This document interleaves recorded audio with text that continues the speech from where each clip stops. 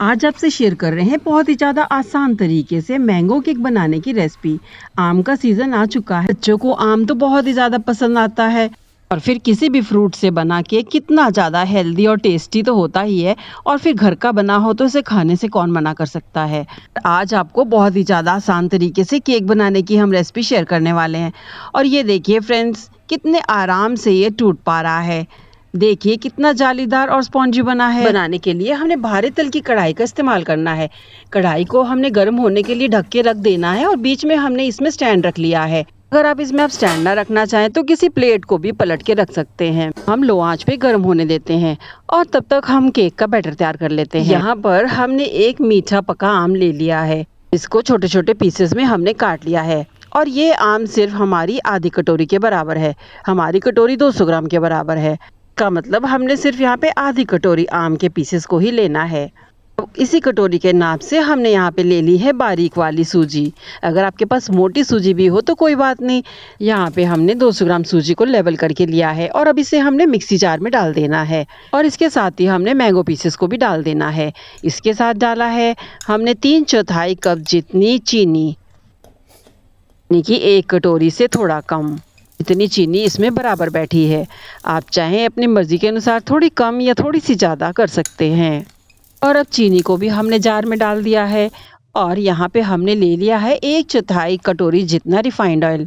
जो भी आप रिफाइंड ऑयल इस्तेमाल करते हो उसे आप ले सकते हैं, क्योंकि रिफाइंड ऑयल डालने से हमारा केक बहुत मॉइस्ट बनता है, इसलिए इसका डालना भी ज़रूरी रहता है। सभी चीज़ों को हमने लगभग डाल ही दिया है और अब हमने इसमें डालना है आधी कटोरी जितना दूध। और दूध डालने से सभी चीज़ें आसानी से मिक्स हो पाएंगी।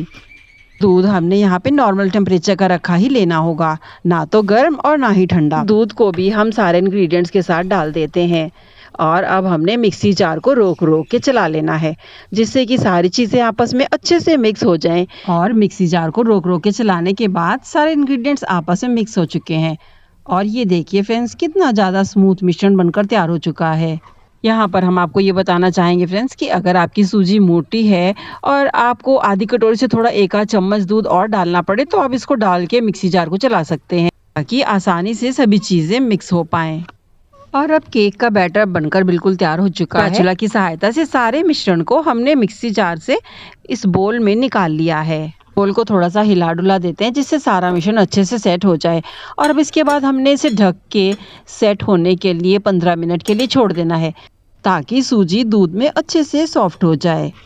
और अब इस केक के मिश्रण को रखे लगभग 15 मिनट हो चुके हैं, तो अब हमने विस्कर की सहायता से थोड़ा इसे चला देना है और अब इसमें हमने डाला है 1 चम्मच जितना बेकिंग पाउडर और फिर इसके साथ ही हमने 1/4 चम्मच जितना बेकिंग सोडा भी डाल देना है और इनको भी हम विस्कर की सहायता से आराम से चला लेंगे, ताकि दोनों ही चीज़ें अच्छे से मिश्रण में मिक्स हो जाएं।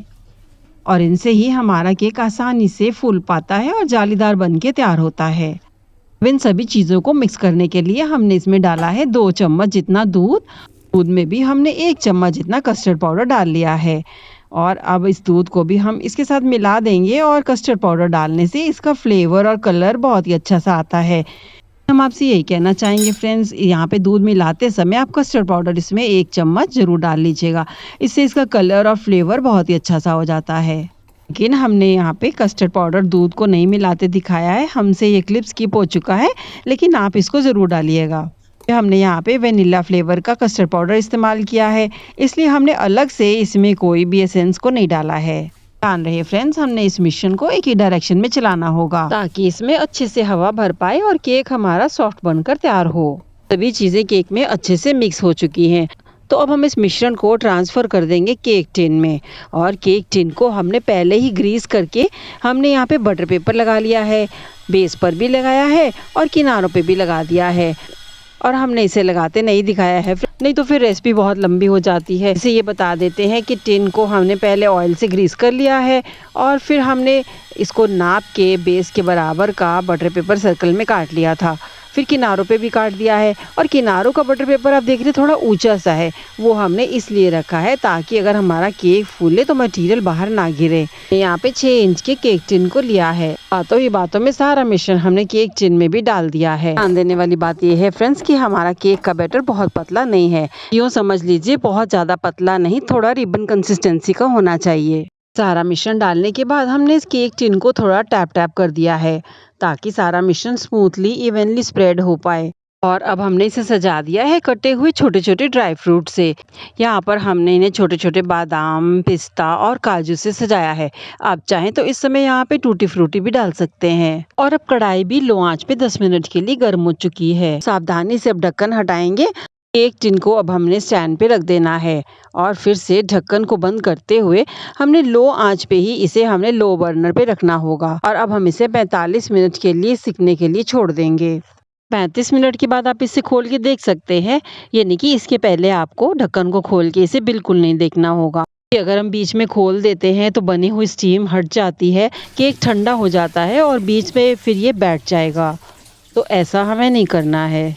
जब केक को पकते 35 मिनट हो गए तो हमने हल्का सा इसे देख लिया था कि अच्छे से ये बेक हो पा रहा है, लेकिन ढक्कन को बिल्कुल नहीं हटाया था।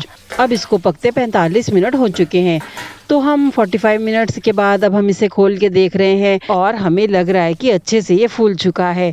तो अब हम टूथपिक की सहायता से भी इसे चेक कर लेते हैं। केक के सेंटर में अब टूथपिक को डालेंगे और देखेंगे हमारी टूथपिक साफ आती है कि नहीं। और ये देखिए फ्रेंड्स, अब हम चेक कर रहे हैं और ये देखिए बिल्कुल साफ सी निकल रही है। इसका मतलब केक हमारा अच्छे से बेक हो चुका है। तो हमने इसे 2 बार चेक कर लिया है और अब ये कंफर्म हो चुका है कि केक अच्छे से सिक कर तैयार हो चुका है। इससे ज़्यादा हमें इसे और नहीं बेक करना है, तो गैस की फ्लेम को हमने बंद कर दिया है।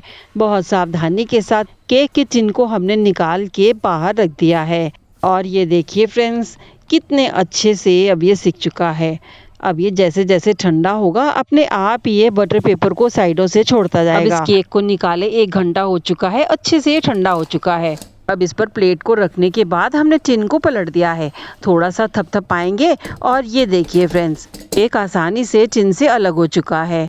बटर पेपर लगाने का यही फायदा रहता है कि आराम से केक निकल आता है। अब किनारे से भी बटर पेपर को आसानी से हटा देते हैं। फिर से इसे हम प्लेट पे रख के सीधा कर लेते हैं और इसे हम अब काट लेते हैं। और इसके किनारे से भी अब बटर पेपर हट चुका है। देख सकते हैं फ्रेंड्स, कितनी ज़्यादा आसान तरीके से हमारा मैंगो केक बनकर तैयार हो चुका है। और अब हम इसे कट कर लेते हैं। तो चाकू की सहायता से बीच से चाकू से कट करते हुए हमने किनारों तक इसे काट के हमने पीसेस को काट लिया है। और ये देखिए फ्रेंड्स, कितना ज़्यादा जालीदार स्पॉन्जी सा बनकर तैयार हो चुका है। अब हम इसे आपको तोड़ के भी दिखा देते हैं। और ये देखिए कितने आराम से ये टूट पा रहा है। इसको तोड़ते आप देखकर समझ पा रहे होंगे फ्रेंड्स, कितना ज़्यादा जालीदार और मज़ेदार का बनकर तैयार हुआ है।